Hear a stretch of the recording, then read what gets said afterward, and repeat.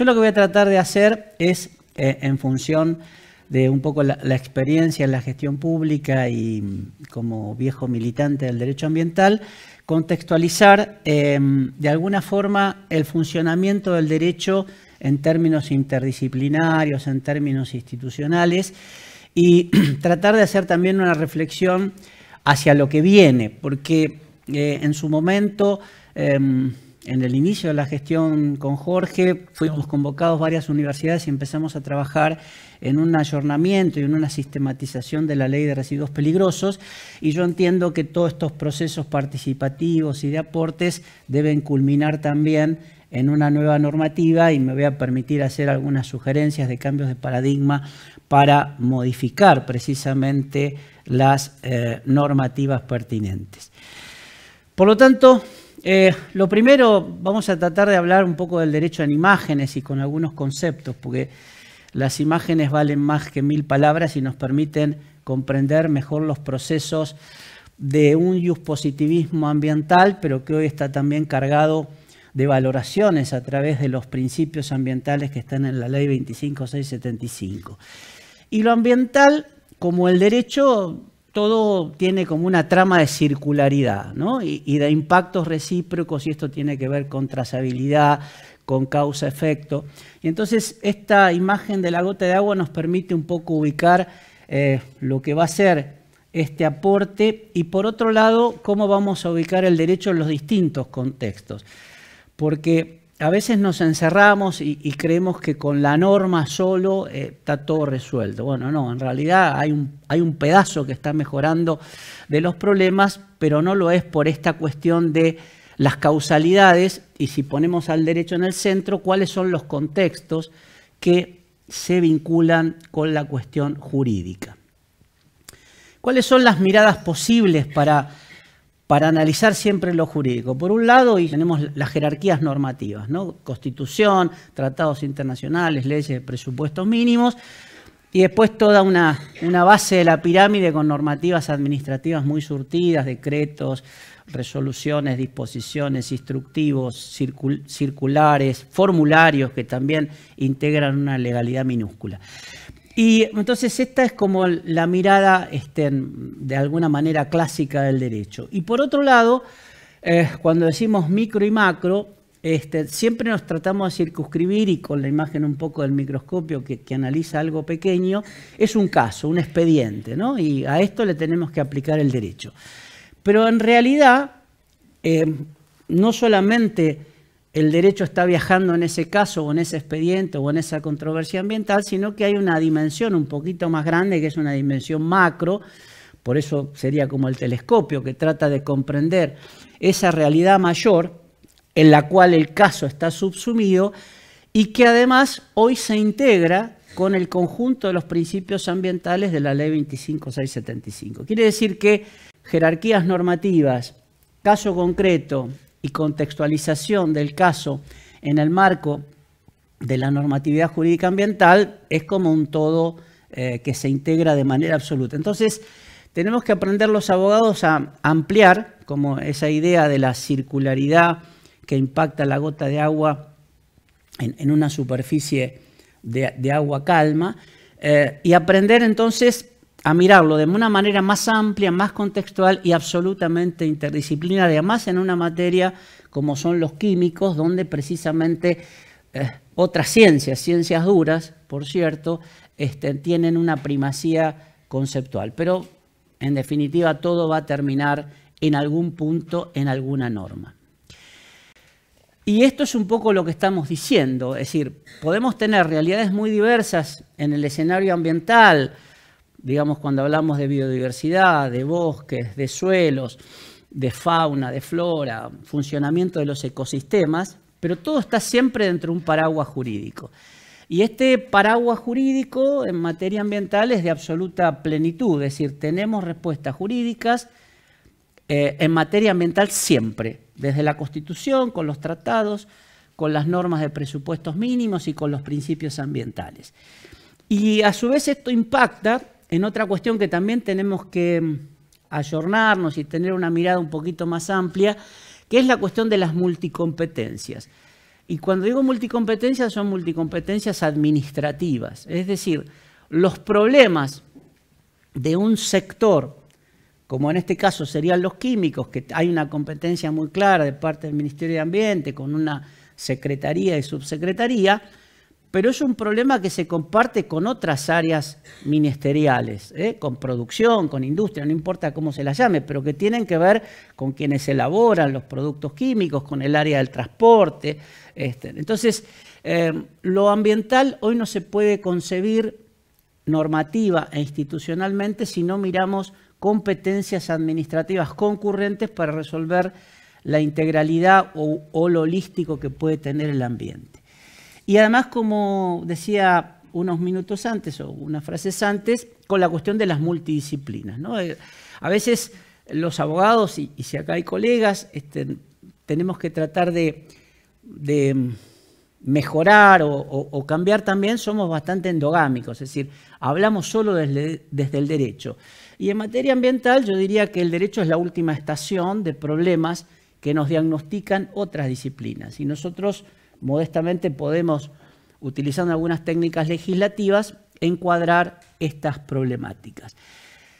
Está presente un iceberg porque esto tiene que ver con la forma en que encaramos la resolución por la vía normativa de los problemas que detectamos, ¿no? Nosotros decimos, bueno, vamos, y esto es lo que yo llamo el abordaje con una técnica de iceberg, ¿no? Es decir, todos sabemos que el iceberg vemos un pedacito, pero abajo hay bastante más, es más o menos 7 octavos abajo y 1 octavo arriba. Y cuando idealizamos algunas cuestiones vemos solo la parte de arriba, es decir, bueno, vamos a regular integralmente y mejorar el tema de el control en la generación de los productos químicos, en el transporte y en el tratamiento final. Esa es la mirada de iceberg. Ahora, después hay que hacerlo. Y esa es la parte abajo del iceberg, que es bastante más compleja y que por lo tanto es menester tener esta mirada más amplia, por eso el símbolo de la gota de agua del inicio. Y además tenemos el derecho, al derecho hay que nutrirlo de técnica legislativa, lo que lamentablemente no abunda, es decir, las leyes se van armando medio como se van armando, y bueno, pero hay gente que ha escrito, Hubertón, entre otros, sobre técnica legislativa, sobre cómo armar bien la ley, porque las leyes además tienen que ser entendibles. No es un dialecto para unos pocos elegidos que saben de lo que estamos hablando, porque la ley le rige a todo el mundo. Entonces, por un lado, cuando construimos leyes, técnica legislativa, por otro lado, esa ley va a ser utilizada en el marco de distintas políticas públicas, y allí viene la cuestión de las multicompetencias administrativas, y después como un sustrato del cual a la hora de hacer la ley no se lo tiene demasiado en cuenta, ni a veces cuando se arma la ley, ni por supuesto cuando los legisladores lo aprueban, que cuando se aprueba una ley y uno dice la autoridad de aplicación será tal o cual, bueno, al año siguiente hay que votarle un presupuesto acorde para que pueda ejecutar la ley que se votó de manera previa. Entonces, una buena técnica legislativa con un sistema participativo de construcción de normas, las políticas públicas concurrentes, porque no solamente es un tema de ambiente, sino que es un problema de otros, digamos, ministerios nacionales en este caso, y después, como sería el combustible para el tanque del presupuesto para que yo pueda plasmar en la realidad las normas. Si no quedan para el bronce, para el comentario doctrinario, pero después en la realidad esa norma va a ser agua. Y siempre con esta lógica de causa-efecto, que es una constante en materia ambiental, algo es causa, efecto, este efecto empieza a ser causa, y por supuesto en materia de estas normas que mencionaba quien nos presentara de los distintos convenios de químicos, es toda una sucesión de causas y de efectos. Y acá entonces la primera cuestión, ¿no? Cuando decimos, cuando hablamos del derecho, el derecho no lo trajo la cigüeña, digamos, por eso ponemos este símbolo. Si hay algo que está nutrido de una valoración política previa es el derecho, desde la Constitución para abajo. Quien toma el poder dicta una norma y de alguna manera en los distintos tiempos históricos se moldearon normativas de acuerdo a las valoraciones de ese momento histórico. Entonces, la norma a construir tiene que ver con un modelo general hacia el cual se tiende para el sector que fuere, en este caso para un sector productivo, con altos efectos hacia lo socioambiental, porque todos somos ambiente. Y entonces tenemos que ver, ¿no?, en esta idea de secuencialidad también, cuáles son las necesidades sociales a satisfacer, los cometidos públicos, esta de las políticas públicas, cómo me organizo en términos de Estado, en realidad del Ejecutivo, y después cómo lo voy a coronar con distintos programas, como este programa que hoy nos está invitando para decir algunas reflexiones y aportes y escucharlos a ustedes y tratar de contestar lo que uno pueda. Pero y además siempre pongo el ejemplo del tema presupuestario, porque el presupuesto es un diseño tentativo de erogaciones a futuro con ingresos relativos, es decir, una verdadera manta corta. Lo que yo tengo más o menos seguro es lo que quiero gastar y lo que tengo bastante inseguro es lo que voy a recaudar. Y después en la gestión pública, cuando uno redacta notas y no tiene en cuenta esto, está incurriendo en un problema para la gestión futura, porque el presupuesto además no me dan exactamente la plata que yo pedí, me la dan en cuotas, con lo cual tengo que ejecutar las cuotas y si la recaudación cae, no me dan ni siquiera esas cuotas. Entonces, desajustar o desacoplar políticas públicas y presupuesto hace que la norma sea muchísimo más difícil de implementar y además con un agravante. Si la administración no cumple con la legalidad, hay responsabilidad extracontractual administrativa por omisión. Entonces, estamos en problemas. Entonces, todas estas cosas, quienes tengan el rol de legislador, y después vamos a ver que todos y todas somos legisladores en algún momento, no podemos tenerlo fuera de nuestro radar, porque si no estamos viendo un pedacito de la película en términos de la gestión ambiental. Cuando yo decía que todo tiene solución en el marco del derecho, bueno, yo presento como el botiquín de los primeros auxilios jurídicos, ¿no?, ambientales. La Constitución Nacional con un paquete muy interesante, donde a veces nos olvidamos que la Constitución dijo que los recursos son de las provincias, entonces somos muy federales, pero a la hora decimos, no, qué barbaridad lo que hacen las provincias, entonces volvemos a una vocación unitaria no muy aconsejable. Pero el 41, el 42, el 43, 42 sobre calidad. El 42 tiene un concepto poco usado en materia ambiental que es calidad. Y la calidad importa gestión ambiental, producción limpia, normas ISO, etc. Y por ahí me parece que tenemos que profundizar algunas cosas. El otro tema es que el antibiótico jurídico de amplio espectro, que es la 25675, nos da realmente para manejarnos con mucha holgura en materia ambiental y como faro permanente de orientar nuestras conductas en función de esa norma ambiental, que es nacional, es provincial, es municipal, por eso es de presupuestos mínimos, rige en todos lados sin necesidad de adhesión. A la hora de los conflictos, porque siempre en materia ambiental son tensiones permanentes de intereses, de sectores, conflictos socioambientales, la causa Mendoza es un gran faro, ¿no?, porque es la deuda ambiental más importante de Argentina, la contaminación más importante de Argentina, 200 años de deuda ambiental básicamente en el riachuelo, pero permite alumbrar criterios muy interesantes para aplicar por analogía para muchas cosas, ¿no? Es decir, entonces es una referencia interesante sin ilusionarnos que lo judicial resuelve los temas ambientales porque esta sentencia ya cumplió más de 15 años y todavía está en ejecución y seguirá por unos cuantos años más. Pero digo, me parece que es como una referencia para tener ahí la Constitución, la Ley 25675, la causa Mendoza. El acta de Gualeguaychú, poco estudiada, menos conocida, es una política de Estado de un presidente, 22 gobernadores y la Federación Argentina de Municipios, que se hizo por el tema de UPM Botnia, pero cuando uno analiza el acta, solamente hacia el final se dice y apoyamos la reivindicación argentina para el conflicto con la pastera de la hermana República Oriental del Uruguay. Pero nadie se desdijo de esos compromisos, eso lo firmó Néstor Kirchner, 22 gobernadores, no firmaron en su momento San Luis y Neuquén, y casi todos los municipios de la nación. Entonces, me parece que es como una definición de política de Estado que es bueno abrevar para que nos haga de recordatorio a la hora de esta nueva institucionalidad ambiental que también tenemos a partir de la ley Yolanda. Y después hay dos factores, ¿no? Recién charlábamos en la previa, es decir, por un tema de bosques e incendios y demás. En lo ambiental la clave es la prevención. Entonces, ¿de qué manera yo también diseño las normas donde lo preventivo tenga un fuerte componente? Porque muchas veces nos tentamos a decir, bueno, no, vamos a aplicar severas sanciones. Bueno, cuando uno sanciona es que el problema ya ocurrió. Y lo más probable es que no se resuelva. Por lo tanto, todas las fichas en materia técnica legislativa ambiental y de políticas públicas tendientes a eso es el factor prevención. Y luego está el deber de diligencia, es decir, digamos, rápidamente hay que actuar, hay que denunciarlo, hay que intervenir. Esta cuestión, por más que tenga o no tenga tanta competencia, pero si veo un problema ambiental, me tengo que mover. Así que con estos criterios que alumbran un poco la normatividad ambiental, me parece que podemos irnos manejando abogados y no abogados. Acá están los marcos de referencia, ¿no?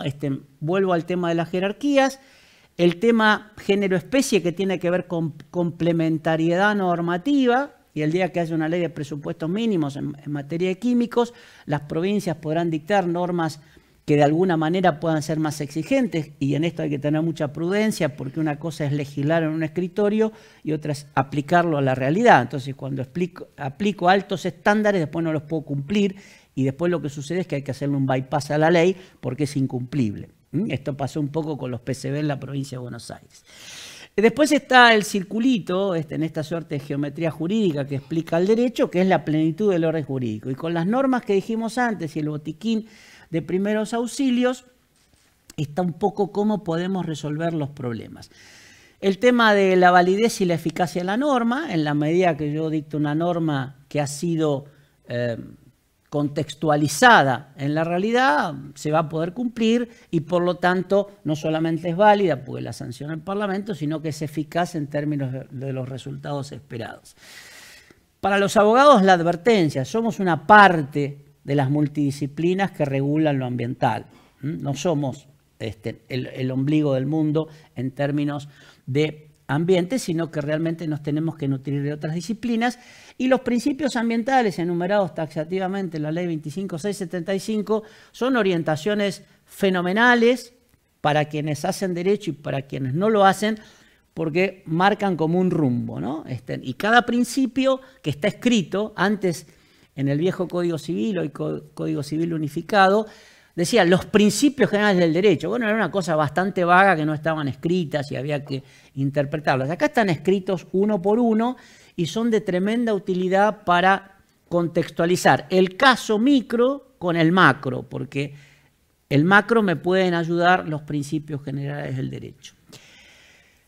El gran déficit que se tiene, mientras todas las otras cuestiones en esta cuestión de desacoples, ¿no? Es decir, supongamos que esto fuera un remedio, uno abre el remedio y hay una cartilla, hay un instructivo de cómo debo tomar el remedio, es decir, para tales cosas, no más de tantas cosas, las contraindicaciones. Y lo mismo cuando uno compra un electrodoméstico, ¿no? Dice, bueno, enchúfelo, apriete el botón rojo, se enciende, la perilla en el 1 es mínima velocidad, 2. Explican cómo funciona algo. Bueno, nosotros tenemos las leyes y nadie las explica. Esto es un problema grave. Tenemos un producto cultural de alto impacto, como es estos temas de los químicos.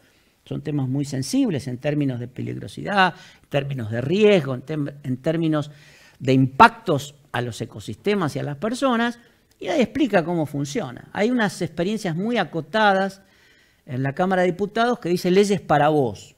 Bienvenidas sean, y yo creo que todas las leyes deberían venir con dos anexos. Uno infográfico, que explica visualmente y dinámicamente cómo es la ley, y un pequeño video explicativo. Porque así se hacen entendibles. Tenemos un problema y decimos, bueno, de cualquier cosa menor, cotidiano, voy a ver un tutorial y me lo explica cómo se resuelve. Bueno, las leyes requieren lo mismo, solamente que tienen mayor entidad y sin embargo nadie parece preocuparse mucho de esto. Y además tenemos que escribir en criollo para que nos entiendan todos, sin renegar de tecnicismo, pero insisto, si escribimos en dialecto, no se entienden los que usan el dialecto. Si escribimos en criollo, bueno, nos va a entender mucha más gente. Porque si no, lo operativo es problemático, vienen las controversias, y las controversias siempre terminan mal para lo socioambiental, o para la población, o para los bienes de la naturaleza y los ecosistemas asociados. ¿Cuáles son los límites del derecho? Muchas veces decimos, bueno, dictamos la norma y un poco elegí la imagen y nos vamos a dormir, estamos tranquilos, cumplimos, está la norma. Bueno, es el inicio, es un buen inicio si la norma es buena, si tiene técnica legislativa y demás, pero la norma después se lanza a una realidad donde está el mercado y está el Estado, y ahí siempre hay una tensión de intereses y de regulaciones, ¿no? Es decir, cada uno quiere, en el sector privado, quiere maximizar sus ganancias, en este sistema capitalista esto es lógico, pero será el Estado y la normativa que tiene que orientar ese mercado en función de los cometidos públicos basados en las necesidades sociales y con una regulación específica que apunte a cumplir esos cometidos y finalidades públicas, de manera tal de que la lógica del mercado pueda ser orientada virtuosamente a cumplir los propios intereses del sector privado que produce este tipo de cuestiones, que transporta, que trata, etcétera, con las finalidades productivas ambientales que pueden existir, con las prevenciones que deben existir, con los cuidados que deben existir, con las inversiones que hay que hacer, porque hay muchas empresas que tienen responsabilidad social empresaria en el brochure, pero después cuando uno ve las efectividades conducentes es como que han desaparecido en la realidad, o cuando mira los presupuestos. Yo recuerdo cuando era secretario preguntaba, bueno, ¿cuál es el presupuesto asignado al área de responsabilidad social empresaria de la empresa? Bueno, era para hacer un evento, un concurso de fotografías, bueno, era un poco una escenografía no demasiado internalizado lo ambiental en la lógica de la empresa. Entonces, tenemos que volver, por eso lo decía antes, que es el derecho, las políticas públicas, la regulación en función de una mirada estratégica que le ponemos a la norma, el presupuesto para que esto funcione, y luego esto tiene que también tener un presupuesto concomitante para ejecutar la ley en términos de control de las cuestiones del mercado o, incentivos o desincentivos para que el mercado también, en función de sus intereses solito, se vaya acomodando a la finalidad de la norma. Hay cosas que están permitidas, pero no son tan buenas, y cosas que están permitidas, pero que son mejores. Un ejemplo de incentivo o desincentivo es la autopista. La autopista es, si usted paga peaje, paga más barato. Si usted paga manual, paga más. ¿Cuál es la idea? Bajar los costos. Pero a nivel público, la idea no es bajar costos, es gastar todo el presupuesto. Entonces, hay miradas distintas en el tema de aplicación de la ley. Todas las multis, que me parece importante, algunas las adelantamos, pero si nuestro objeto ambiental es integral, bueno, entonces tenemos lo de las multicompetencias administrativas. Todas las áreas gestionan lo ambiental. No es que solamente es un problema de Juan Cabandier, de Sergio, de Jorge, no. Es un problema de todos los ministerios gestionar lo ambiental. El tema de la multidisciplina es central y para eso, sí paso como un aviso, las universidades son los aliados estratégicos de cualquier cuestión compleja ambiental que tenga el sector público, nacional, provincial o municipal, porque brinda rápidamente multidisciplina. La multitemporalidad, causa Mendoza, 200 años de deuda, sentencia que se dictó un día, allá por 2006, pero después viene un periodo para adelante enorme. Entonces, ¿cómo vamos a dimensionar también los tiempos en los problemas ambientales? Algunos problemas ambientales, además, adicionalmente, y esto es un problema de conflicto jurídico, son multijurisdiccionales. Los problemas ambientales, es decir, una pluma de viento, una cuestión de contaminación en un curso de agua, no para donde está entre Pilar y Escobar, se detiene, no, che, mirá, vamos a pedirle al intendente a ver si nos deja pasar. Los problemas, lo mismo las aves migrantes o lo que fuere. Entonces, esta de la multijurisdicción tiene que estar siempre pensada en quien legisla, por eso es tan importante una normativa de presupuestos mínimos en esta temática. La multidimensión, porque si ambiente es todo lo que nos rodea, es en un sentido horizontal, hasta los límites de las causalidades, y vertical, aire, suelo, subsuelo, donde hay también recursos no renovables y recursos renovables o no tan renovables como el agua, por ejemplo, ¿no? Y por otro lado, la idea de cómo lo ambiental no es solamente trabajamos fuertemente, ponemos mucho empeño, no, esto hay que ponerlo en números. Entonces, indicadores, resultados. Esto es lo que exige la causa Mendoza para las jurisdicciones condenadas, ¿no? Resultados que se miden en indicadores. Entonces, cuando uno plantea una ley, también puede poner elementos orientadores para cómo medir la eficacia y eficiencia de esa ley, ¿no? Sería muy bueno, porque eso también en derecho falla bastante. Vamos a ir apurando un poquito. El otro tema, cuando decimos la realidad evoluciona, ¿no? Y esto con mucho respeto a Malvinas Argentinas, pero fíjense, un orgullo del escudo municipal es una chimenea humeante. Hoy vamos y la clausuramos. Si el señor, usted está emitiendo gases de efecto invernadero. Entonces, de alguna manera los procesos van cambiando, las distintas técnicas, los tratamientos y por supuesto los impactos, porque hoy todo es a mayor escala, ¿no? Cuando uno dimensiona las actividades privadas, el negocio está en la escala, con lo cual el impacto es siempre mayor. De los grandes jugadores, después está el pequeño actor productivo, pero lo que importa es los que mueven la aguja son los grandes. Y esta cuestión, ¿no? Que readaptando el refrán del dicho al hecho hay muchos derechos, bueno, el derecho al hecho también, que tiene que ver con lo que decíamos antes, porque además hay que pensar cuál es la capacidad de la organización pública a la que denomina autoridad de aplicación de esto. ¿Tiene estructura? ¿Tiene presupuesto? ¿Cuánta gente va a tener? ¿Tiene que crear un área? Porque si no, es como tirarle un ancla ahí en el mar. No lo estamos ayudando, lo estamos ayudando a que se hunda directamente. Entonces, el legislador también tiene que tener en cuenta esta perspectiva. ¿Quién lo va a hacer y cuál es la fortaleza institucional que tiene para asumir el cometido que la ley le está imponiendo? Simplemente un ejercicio que me parece clave, yo lo voy a contar, es para después transformar una cuestión en una ley, hay que hacer como un ejercicio de visualización. Y la visualización nos permite identificar las causas, los efectos, y la secuencialidad en que tienen que pasar las cosas. Un ejemplo que uno hace siempre y da bastante resultado es que uno le dice, imaginen un edificio que conozcan, ¿no? Entonces, ¿pero lo estás viendo? Sí, bueno, listo. Ese es un edificio que uno conoce, que visita o en el que vive. ¿Qué tiene que haber pasado para que vos estés viviendo, conociendo ese edificio? Vayamos para atrás, ¿no? Como un volver para atrás al punto cero donde no había nada y ahora hay un edificio. Como pasa en la evaluación de impacto ambiental, ¿no? Entonces, la gente empieza a decir ladrillos, operarios, arquitectos, vidrios. Bueno, siempre pasa lo mismo. Se dice 1/3 de las cosas necesarias y no en el orden que suceden. Cuando uno se lo ordena, se demuestra que si no se tiene en cuenta singularmente cada etapa del proceso que llevó el edificio no existe. Esto es lo mismo que la teoría del iceberg, ¿no? Es decir, el edificio es la parte de arriba del iceberg, pero después se hace el ejercicio de cómo se llegó a eso en un ejemplo que todo el mundo maneja caseramente, porque son conocimientos que se tienen, hormigón, pozo, excavación, escritura. Bueno, lo curioso es que aún, por ejemplo, entre abogados no hablan de escritura, propiedad horizontal, posesión.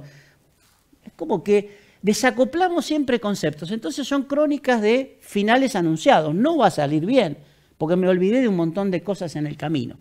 Simplemente porque esto después se socializa, pero estas son todas las cosas que hay que tener en cuenta para que ese edificio esté parado y lo hayamos podido conocer. Ustedes lo pueden leer, pero como ven, hay toda una secuencia desde la idea, la zonificación, el profesional, los procesos de escritura, excavación, los materiales para el hormigón. Bueno, hay toda una cuestión que en la medida que yo la visualizo y la ordeno, antes de escribir la ley, me va a permitir comprender todos los pasos que de alguna manera, si no los escribo, voy a tener algún problema, porque no están escritos, pero no es que no existan. La ley no hace magia. La ley lo que debe comprender y regular la realidad hacia una direccionalidad que ha elegido quien está conduciendo políticamente por el voto soberano el país. Entonces, esta cuestión me parece muy importante y sigue la otra hoja. Como ven, son 31, podríamos desagregar algunos más, es decir, pero de la idea del edificio, de 10, 12 cosas que se dicen a 30 y pico que son necesarias, bueno, es como que la programación de eso no va a resultar. Entonces, cuando uno hace una ley, tiene que estar repasando estos elementos con datos adicionalmente cuanti y cualitativos, ¿no? ¿Cuántos son los que van a venir al edificio para ver el tamaño de los ascensores? Si yo estoy regulando transportadores, ¿cuántos son? ¿Cuál es el universo? Bueno, es como que tengo que tener alguna dimensión cuando escribo lo que voy a regular.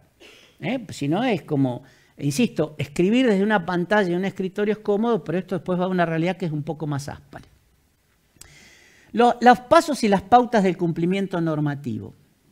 Bueno, la norma escrita, el control externo, que puede ser el control del mercado, el control externo, que puede ser la autoridad de aplicación, el control propio de la empresa, las incidencias que puedan existir, qué capacidad tengo yo de inspeccionar, porque este es otro dato que el sector privado rápidamente percibe, que es la debilidad institucional para controlar, ¿no? Nosotros en Acumar lo que decidimos como estrategia era para que nos tomaran en serio, sin ser absolutamente arbitrario, dijimos, bueno, vamos a inspeccionar al igual a los pequeños, a los medianos y a los muy grandes. Y clausuramos muy grandes. Esta cuestión me parece que es importante demostrar la eficacia del poder de policía. Después siempre cumplir el debido proceso para que no haya arbitrariedades, las sanciones y verificar que las sanciones se cumplan, porque si uno tiene un catálogo de multas que nunca logran ser ejecutadas, no sirve para nada. Y esto es lo que tiene que ver con el derecho sancionador ambiental, no es la solución del problema. Es un paliativo pobre a un problema que hay que mirarlo preventivamente en la raíz del problema. Estos son otro de los problemas. La contaminación son 365 días al año por 24 horas. Y la administración funciona en tiempos acotados, días hábiles y horarios. Yo recuerdo un caso de un frigorífico si mal no recuerdo, era en Pilar, que hacía derrames los viernes a la tarde, después del mediodía. Es decir, el municipio estaba parado hasta el lunes, viernes, sábado, domingo, cuando se podía tomar la muestra, probablemente el agua se hubiera llevado la mayor cantidad de las muestras. Entonces, las contaminaciones son de todo tipo y color durante todo el año y bueno, y esto también, cuando la norma piensa cómo voy a controlar, estos datos no pueden no estar en el escritorio del o de la legisladora. Entonces, para construir normas con nuevos paradigmas, primero, yo desaconsejo decir, bueno, a ver, ¿qué tenemos escrito? ¿Dónde se escribió algo bueno? Entonces traemos una norma de Alemania traducida, o de España, o de Francia, o algo de la EPA. Primero que son realidades culturales distintas y presupuestos distintos, ¿no? Entonces, primero, olvidémonos de los textos, porque si no, ya nos acotamos con el texto. Empezamos a decir, acá le cambiamos un párrafo, le agregamos, pero estamos circunscriptos al diseño del texto. Es decir, no le hemos puesto contenido al texto. ¿Dónde está el cometido público, la política pública que esa norma va a tener que referenciar? Entonces, primero trabajemos sobre los problemas y en la trazabilidad, ¿no? Generación, transporte, tratamiento y disposición final, que es un poco el menú de todos los químicos. Después es, bueno, a estos problemas, y básicamente escuchen a los que saben, que son, en general, los actores de la propia administración pública, que hay que darles un espacio de escucha y de contención, porque en general tienen el 90% de las soluciones. Otras son políticas. Por supuesto, hablar con el sector privado, y además, incorporar a un gran actor que siempre en lo ambiental se lo excluye, que son el sector de los trabajadores. Porque ¿quién es el que va a dosificar, medir el manómetro, hacer el cálculo del pH? Seguramente no es el presidente de la empresa, es un trabajador. Entonces los trabajadores, por lo menos fue nuestra estrategia en Acumar, tenían que ser parte de la solución. Porque además, si hay un problema en la industria, hay un conflicto de empleo. Entonces, pensar las soluciones con los actores, de adentro y de afuera. Después es cómo demonios lo voy a instrumentar. Ejemplo, el edificio. Este registro, bueno, ¿qué tengo que tener? ¿Cuántos son? ¿Tengo la memoria suficiente en las computadoras? ¿Cómo van a ser los formularios? ¿Cómo llego a ellos? Es decir, pensarlo para después escribirlo. Habrá un registro pero primero lo pensé funcionalmente. Hice como una prueba ácida de funcionamiento aún sin arrancar. Y lo que yo decía, no trabajen sobre textos, van a avanzar muchísimo más y la norma va a ser mejor. Y entonces después redactar va a ser fácil porque en realidad va a ser un problema de cómo ordeno lo que otros dijeron que sabían. Y el abogado lo que va a hacer es ponerle técnica legislativa y por supuesto un ensamble con otras normas de ese trabajo. Vincular también con los ODS, porque además, si soy inteligente y vinculo a los ODS, a la vuelta de la esquina hay financiamiento. ODS que tiene que ver con cambio climático, eficiencia energética, etcétera, etcétera, etcétera. Y después, 3 conceptos que tienen que nutrir y teñir cualquier norma en esta materia, que es género, ambiente y derechos humanos. Todos somos legisladores y legisladoras, porque cuando se hace un instructivo o se hace un formulario, estamos legislando. Si el formulario se hace mal, no aplica y no me inscriben o no me autorizan o no me certifican. Entonces, hay distintas normativas en distintos rangos. Y entonces todos tenemos que ser conscientes. Por ejemplo, hago un formulario y la pregunta sería otro desacople, ¿no? Cuando uno ve algo en LinkedIn o en algún lado, dice tiempo de lectura 2 minutos o 3 para que uno lo lea. Uno hace un formulario y no se pregunta cuánto se tarda en llenarlo. ¿Es llenable este formulario? ¿Cuánto se tarda? ¿Los datos que estoy pidiendo están a la mano de alguien o tiene que salirlos a buscar? Porque si lo hago tremendamente complicado, lo más probable es que sea un obstáculo, se llene mal, se falseen datos o no se llenen, con lo cual me queda alguien fuera del corral ambiental del control de lo público. Entonces, esto hay que pensarlo y todos tenemos que ser conscientes que somos parte de ese todo. Si quien hace un instructivo está formando parte de la política de control, de mejor gestión ambiental del tema químicos, aunque no sienta que es así, pero tengan la seguridad que así lo son. Y el derecho como problema de solución, ¿no? El derecho si lo hacemos muy rígido no funciona. Después, no es robótico. Eso lo pensó Napoleón hace mucho, pero no le funcionó. Entonces, la rigidez normativa tiene sus bemoles. Entonces, también tenemos que redactar con inteligencia. Si decimos todos en una norma, o garantizo, son términos absolutos. Después, ¿quién garantiza? Porque no es garantizo para algunos. Si digo garantiza, garantiza. Si digo todos, no son algunos menos otros, son todos. Entonces, esta cuestión de la rigidez normativa. Y acá volvemos al botiquín de primeros auxilios, a la primera imagen, que la norma hay que pensarla, por eso Rodin inspira bastante, ¿no? el pensador. Después el otro tema, ¿no? Fotos y película. La norma en realidad es una foto que está en el boletín oficial, pero que contiene una película del proceso normativo y del procedimiento que lleva la aplicación de esa norma. Así que estos criterios es bueno que los tengamos en cuenta de alguna forma. Y usar muchos formularios sencillos y, digamos, por eso, si un formulario viene en chino, nadie lo entiende, salvo que hable chino, que no son muchos, salvo en China. Pero los formularios ayudan. Y un formulario inteligente es un ordenador terrible, pero hay que pensarlo con todos los condimentos previos. Es decir, qué cosas no pueden faltar y qué cosas son prescindentes. Cuando nosotros hicimos un registro en Acumar, dijimos, a ver, 5 cosas. Si le pedimos más, por temor, no lo vamos a tener. Y no sabíamos realmente cuando se armaba la política de los PRI, cuántas industrias teníamos en la cuenca. Los datos de la Secretaría entonces nos daban un número, lo de los municipios otro y lo de la provincia otro. Entonces, es como cuando uno entra a un país, te piden 6 datos. A todo país le gustaría pedirte 40, pero si es así, no se puede. Entonces, el tema de los formularios es algo clave es estratégico y hay que pensarlo muy bien.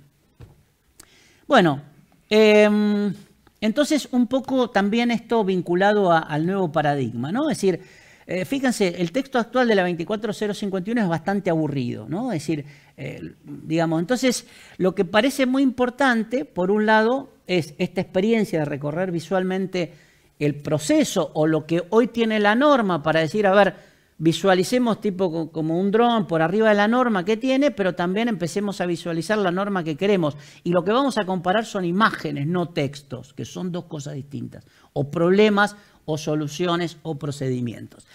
Es muy fácil, es tremendamente útil, digo, ponerle títulos a los artículos. Un titulito al lado del artículo orienta rápidamente al lector. Este artículo va por ahí. Competencia, sanciones, registro, fomento, plazos, lo que fuere. Pero uno lo ubica visualmente de manera rápida.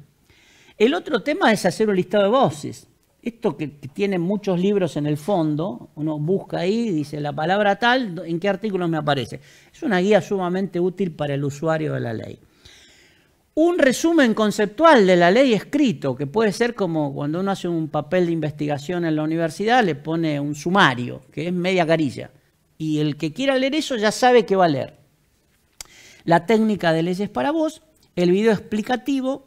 Y el otro tema que cabe pensar es, ¿la ley rige a partir de su publicación en el boletín oficial o le doy un plus para poderla explicar a la comunidad de los actores? Es una ley vigente pero diferida en su aplicación. Para terminar, ¿no? Es decir, yo creo que la química y el derecho pueden estar en equilibrio. Es un equilibrio que hay que mantener, por eso un poco lo de la piedra movediza, un equilibrio estable, pero que se mueve, porque precisamente son cuestiones dinámicas. Y si logramos esto, vamos a tener un mejor ambiente, y ahí elegí un poco una figura que contempla esta idea de que somos ambiente, ¿no? Somos parte del ambiente, solo que somos la especie más negativa, más predadora, de mayor nivel de impacto que se tiene en cuenta desde el Big Bang para acá. Así que yo creo que si trabajamos con estos nuevos condimentos a nivel normativo, vamos a tener un mejor ambiente, y tener un mejor ambiente es mejor calidad de vida para nosotros, para los hermanos de la naturaleza y para las generaciones futuras. Y con esto termino la charla.